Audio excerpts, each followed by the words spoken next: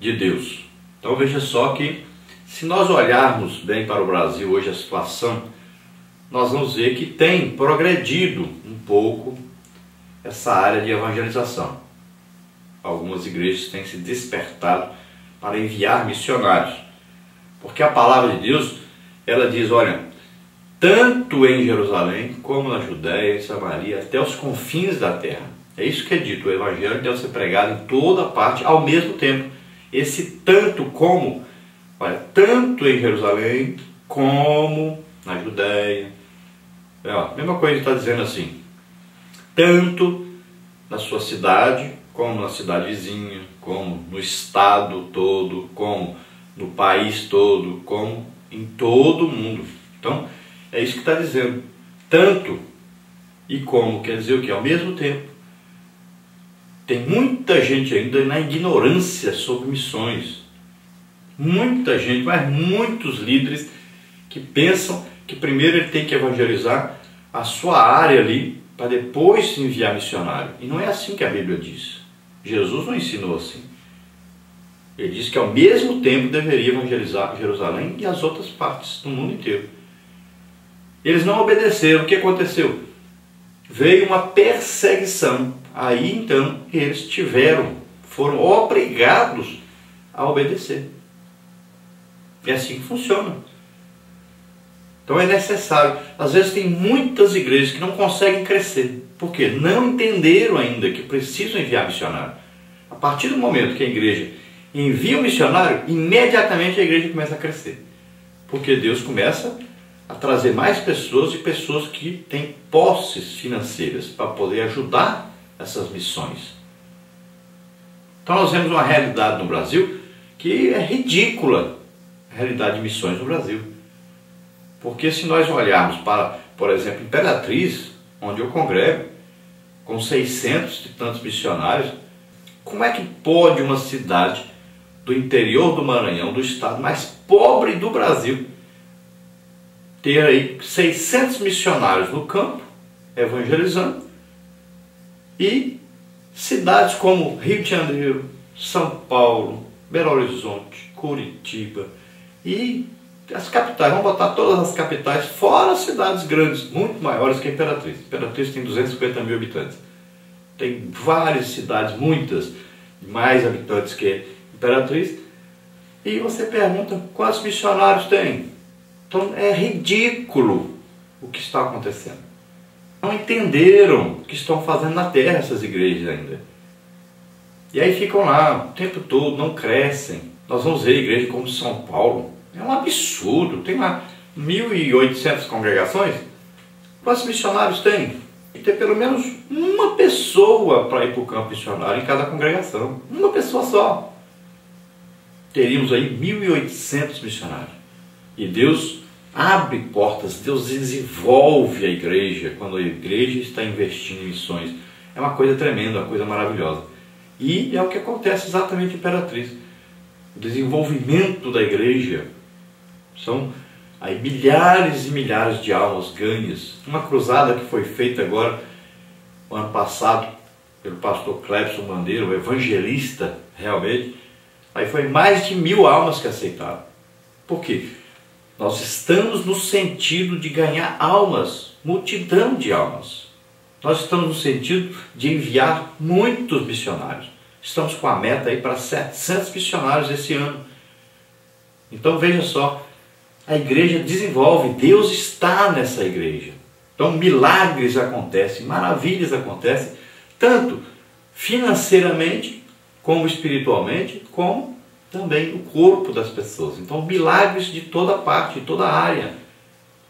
Por quê? São milagres necessários para que o evangelho seja aí confirmado por Deus e cresça, desenvolva, envie missionários por toda parte. Então é urgente que a igreja desperte para missões.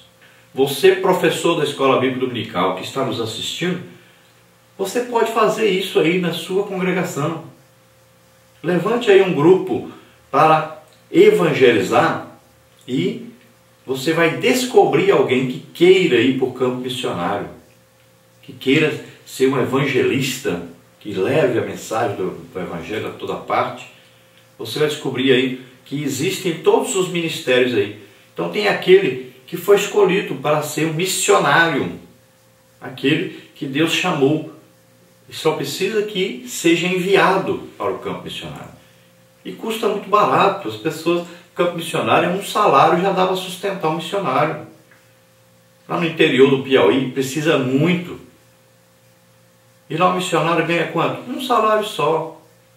Não é possível que uma igreja que tem aí 300, 400 pessoas, 500 pessoas, não pode mandar um missionário. Os irmãos vão, cada um ajuda com um pouquinho e todo mês paga. Um salário só é pouco demais. Quantas almas vão ser beneficiadas? Quantas pessoas vão aceitar Jesus como Senhor e Salvador? Vão ser salvas? Então, desperte, ajude aí você, professor. Então a ordem de Jesus é essa: mas recebereis poder, ou a virtude do Espírito Santo, que há de vir sobre vós. E então, sereis testemunhas. Aí ele diz, olha aí, tanto em Jerusalém, como em toda a Judéia e Samaria, e até os confins da terra. Preciso crentes que sejam cheios do Espírito Santo, que foram batizados com o Espírito Santo, estão prontos para sair para o campo. Preciso agora ir para o campo e orar e buscar de Deus capacitações, dons do Espírito Santo, para poder exercer o seu ministério de apóstolo ou de evangelista, para levar o evangelho a toda parte. Veja que a cidade que se destaca na Bíblia como uma cidade evangelística, que enviava missionários, é a igreja que havia ali em Antioquia, né? Quem fundou a cidade foi Antíoco Epifânio, então a cidade chamava Antioquia, hoje chama Antáquia, lá na Síria. Então a cidade que foi responsável por enviar a igreja que estava ali na cidade, vamos chamar de Antioquia ou Antioquia. Então a cidade, essa igreja que estava ali era uma igreja que tinha ali o que? Professores, mestres, e tinha também profetas. O que eles faziam? Oravam, estudavam a palavra de Deus, faziam reuniões de oração, de jejum. Veja só, é isso que estava acontecendo ali. Eles estavam numa reunião, buscando o que? Orientações de Deus, comunhão com Deus. Estavam adorando a Deus. E o que aconteceu? O Espírito Santo falou, através de um deles ali. O Espírito Santo falou e disse, separa para mim Saulo e Barnabé, para uma obra que eu tenho, para que eles façam. Então eles, orando, jejuando, impuseram as mãos sobre eles, e os despediram, e eles foram pregar o Evangelho. Então veja só, a igreja unida em oração, buscando a orientação de Deus, se entregando realmente a Deus, aí com jejum, com oração, o que vai acontecer? Deus vai falar no meio dessa reunião, no meio dessa igreja. Deus vai orientar, e você vai ver que Deus vai orientar para enviar missionários. É o desejo de Deus que muitas almas sejam salvas. Gente, nós temos ainda muito mais da metade da população do mundo que nunca nem ouviu o nome de Jesus. É urgente, é necessário. Paulo fala sobre evangelização. Paulo fazia tanta evangelização assim, geral, uma cruzada, né, com a pregação para multidões, como fazia de casa em casa. Ele fala em Atos, capítulo 20, versículo 20, que ele ia de casa em casa. Então não deixava de anunciar tanto publicamente como de casa em casa. Então a obra de um evangelista é esta, é evangelizar, ganhar almas. E ele faz grandes cruzadas, mas também vai, quando não está fazendo cruzada, está indo de casa em casa, está indo de pessoa a pessoa, está evangelizando, está ganhando almas. Ele tem paixão por almas. E o padrão do livro de Atos dos Apóstolos, padrão de apóstolos, de evangelistas, qual é o padrão? O padrão é claro, o padrão é esse: milagres, ajuntamento de pessoas, pregação do Evangelho, multidões que se convertem. Esse é o padrão. Não podemos sair fora disso. Então é preciso que busquemos a intimidade com Deus, que busquemos que na nossa vida aconteçam milagres, nós sejamos canais de Deus para acontecer milagres, maravilhas, sinais, prodígios. Por quê? Porque através disso haverá ajuntamento de pessoas e a pregação do Evangelho sendo feita para essas pessoas que já estão vendo que Deus está presente, que já aconteceu um milagre, estão vendo que Deus está ali no nosso meio, então eles se converterão aos milhares. Esse é o padrão de Atos dos Apóstolos. Não existe outro padrão, esse é o padrão. Nós temos hoje um evangelista que é muito conhecido no mundo inteiro, chama Reinhard Bonnke. Um homem que ganha milhões de almas. Já ganhou aí perto de 48 milhões de almas. E a meta dele é ganhar 100 milhões de almas. Ele faz aí 12 cruzadas por ano na África. Começa lá no início e vai até o fim, do Cabo ao Cairo, né? Então, são cruzadas para milhões de pessoas. Ele começou com uma tendazinha que cabia 800 pessoas, que para nós parece grande, mas depois ele foi crescendo o seu ministério, fazendo cruzadas na África, depois conseguiu uma tenda para 34 mil pessoas, veja só, conseguiu lá os caminhões com Gaddafi na Líbia para poder carregar depois essas tendas, e hoje não cabe mais, 34 mil pessoas é poucas pessoas para as suas cruzadas, não cabe mais na tenda. Então, cruzadas que fazem e milhares de pessoas aceitam. E também milhares de pessoas são batizadas com o Espírito Santo nessas cruzadas. Milhares de pessoas são curadas, pessoas com muletas, pessoas com câncer, com AIDS, tudo curado. É uma coisa tremenda, maravilhosa que Deus faz. Então, é uma coisa que nós devemos olhar e ver, é atual, é um ministério de evangelista atuante, é maravilhoso isso.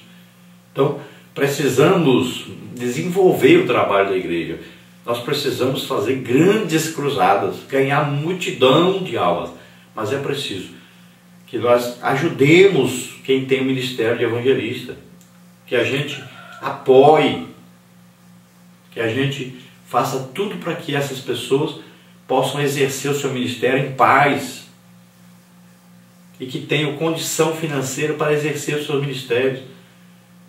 Precisamos investir em ganhar almas. Quais são aí as credenciais de um verdadeiro ministro, de um escolhido por Jesus Cristo para ser evangelista? Credenciais são o quê? Sinais, prodígios, maravilhas, milagres que operam através desse ministro. Não existe um ministro onde não opera nele os dons do Espírito Santo. Não existe. Então ele foi chamado por Jesus e ele é capacitado pelo Espírito Santo para fazer a obra desse ministério. Não é possível que nós vivamos ainda pensando que esses ministros que se apresentam aí com o nome de evangelista, por aí, e que não existe nenhum sinal comprobatório, não existe nada que confirme o seu ministério, não é pessoa aí apaixonada por almas, não existe dons do Espírito Santo em seu ministério, mas aí tem um nome, é evangelista, que de evangelista não tem nada. Não existe evangelista que passa uma semana sem ganhar almas, isso não existe, isso não é evangelista. Então a gente coloca títulos nas pessoas, mas título não tem nada a ver com a Bíblia. Como é que é um evangelista e não é apaixonado por almas? Como é que é um evangelista, mas não ganha alma toda semana? Como é que é evangelista e não tem nenhum dom do Espírito Santo operando na vida dele? Então, são coisas absurdas.